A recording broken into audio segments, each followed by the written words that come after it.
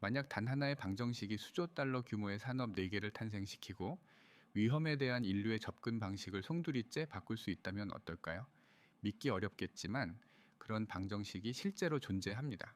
그리고 놀랍게도 이 방정식의 뿌리는 금융시장이 아닌 머나먼 물리학의 세계에 있습니다. 원자를 발견하고 열이 어떻게 전달되는지 이해하고 심지어 블랙잭 게임에서 카지노를 이기는 방법까지 연구했던 바로 그 물리학 말이죠. 그래서 어쩌면은 주식시장에서 가장 뛰어난 성과를 낸 사람들이 노련한 투자자가 아니라 물리학자, 과학자, 그리고 수학자들이었다는 사실이 그리 놀랍지 않을지도 모릅니다.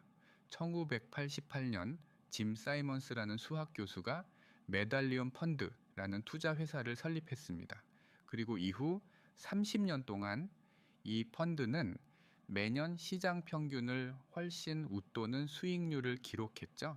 연평균 66%라는 경이적인 수치였습니다.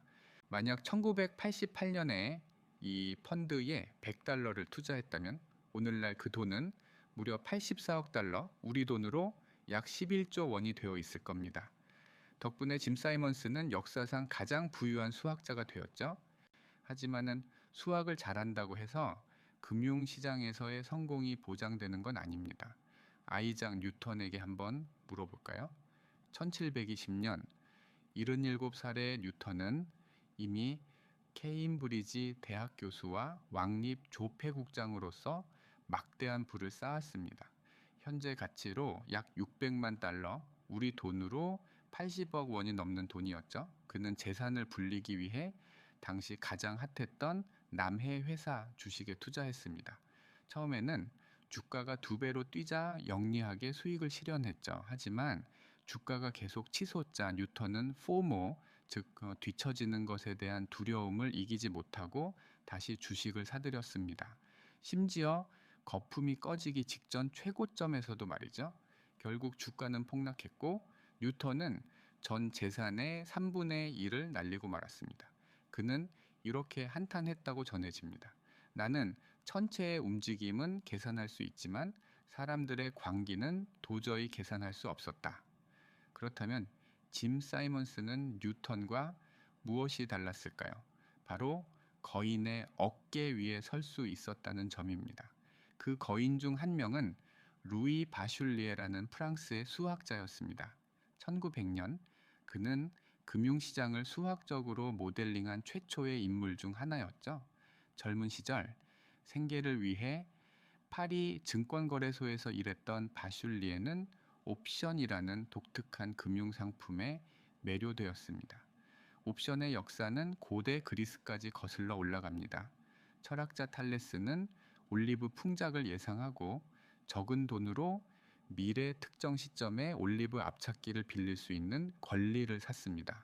그의 예상대로 풍년이 들자 앞찾기 임대료는 폭등했고 탈레스는 미리 확보한 권리로 큰 이익을 얻었죠. 이것이 바로 콜옵션, 즉 미래의 특정 가격으로 자산을 살 수 있는 권리입니다. 반대로 팔 수 있는 권리는 풋옵션이라고 하죠. 옵션은 투자자에게 여러 이점을 제공합니다. 손실은 옵션 구매 비용으로 제한되지만 잠재적 이익은 훨씬 클 수 있죠. 또한 위험을 회피하는 해지 수단으로도 유용합니다. 하지만 바슐리에가 활동하던 시절 옵션 가격은 명확한 기준 없이 거래자들의 협상에 의해 결정되었습니다. 물리학과 확률론에 심취해 있던 바슐리에는 여기에 수학적 해법이 있을 것이라고 생각했죠. 그는 주가의 움직임이 마치 물 위에 떠다니는 꽃가루처럼 예측 불가능한 랜덤 워크를 따른다고 가정했습니다. 수많은 꽃가루 입자들이 무작위로 움직이지만 전체적으로는 특정 패턴, 즉 정규 분포를 만들어내는 것처럼 말이죠. 바슐리에는 주가의 미래 가격 분포가 현재 가격을 중심으로 시간이 지남에 따라 점점 넓어지는 정규 분포를 따른다는 것을 발견했습니다. 마치 열이 뜨거운 곳에서 차가운 곳으로 퍼져나가는 현상과 수학적으로 동일했죠. 그는 이를 확률의 방사라고 불렀습니다. 하지만 안타깝게도 그의 혁명적인 아이디어는 당시 물리학계와 금융계 모두로부터 외면당했습니다. 시간이 흘러 1950년대 에드 소프라는 물리학자가 등장합니다. 그는 블랙자액에서 카드 카운팅으로 카지노를 이겼던 경험을 바탕으로 비슷한 전략을 주식 시장에 적용했죠. 그는 바슐리에의 모델을 개선하여 옵션 가격을 예측하고 이를 통해 막대한 수익을 올렸습니다. 그리고 마침내 1973년 피셔 블랙과 마이런 숄즈 그리고 로버트 머튼이라는 세 명의 경제학자가 금융계의 역사를 바꿀 방정식을 발표합니다. 바로 블랙 숄즈 머튼 방정식입니다. 이 방정식의 핵심 아이디어는 이렇습니다. 만약 옵션과 주식을 특정 비율로 조합하여 위험이 전혀 없는 포트폴리오를 만들 수 있다면은 이 포트폴리오의 기대 수익률은 국채와 같은 무위험 자산의 수익률과 같아야 한다는 것이죠. 그렇지 않다면은 누구나 차익 거래를 통해 무위험 수익을 올릴 수 있을 테니까요. 이 방정식은 옵션의 이론적인 공정 가격을 계산하는 강력한 도구를 제공했습니다.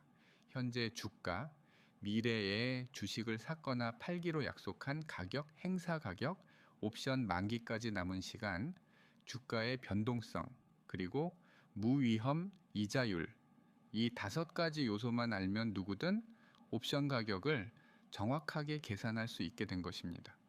공교롭게도 같은 해 시카고 옵션 거래소 CBOE가 문을 열었습니다.